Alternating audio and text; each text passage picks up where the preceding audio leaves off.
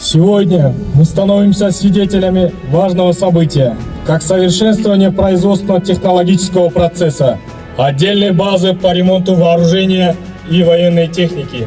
По результатам переданных вспомогательных оборудований со стороны оборонного ведомства Российской Федерации, в соответствии ранее достигнутых двусторонних договоренностей и соглашений к ним. В этой связи официальная церемония приема передачи вспомогательного оборудования объявляется открытой.